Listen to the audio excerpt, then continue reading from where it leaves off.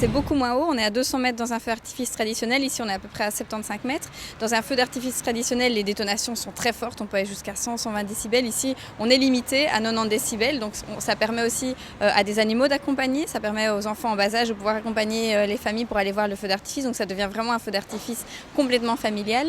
Alors au niveau des déchets, c'est plus écologique aussi, on aura moins de déchets qui vont joncher le sol, puisqu'on est moins haut, on a moins de gros déchets, ce sont des plus petits feux d'artifice, des plus petites détonations, donc de la poudre de carton, voire même de la poussière plutôt que des gros débris qui vont être abandonnés. Et on reste dans la même enveloppe budgétaire, c'était important aussi. Donc finalement, je crois qu'on y gagne sur tous les points de vue.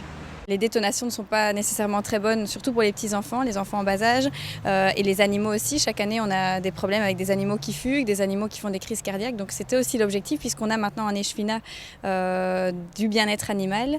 Alors l'échevin du bien-être animal, c'est l'adjoint au bien-être animal. C'est quelque chose qui avait été mis en place par la région wallonne, par le ministre du bien-être animal. Et une proposition avait été faite aux différentes villes de créer cet échevinat du bien-être animal pour protéger davantage les animaux.